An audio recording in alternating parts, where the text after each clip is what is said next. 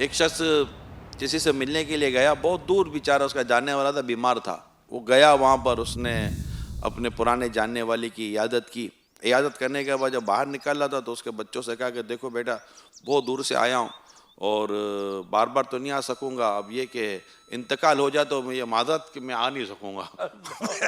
اب اجازت ہے کہ انتقال ہو جائے تو ابھی سے میری تعزیت قبول کر لو. کون سی بات کہاں کرنی ہے، یہ تمیز ہونی چاہیے ہمارے اندر.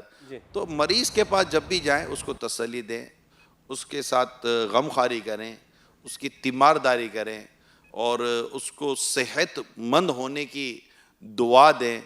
اس سے یہ لا بأس طہر انشاءاللہ، یہ جو پریشانی یہ آپ کے گناہوں کو مٹانے والی ہے.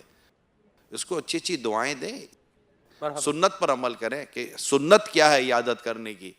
اس طرح کی چیزوں پر عمل کر کے اس کو تسلی دے کر وہاں سے جائیں. مگر وہاں پر آپ اس کو یہ ہرگز نہ کریں او ہو یار صبح ہی پتہ چلا کہ وہ جو تھا نا اپنا، ہاں وہ گیا، وہ بولے ہاں وہ سنتے ہی نہ چلا جائے بیچارہ.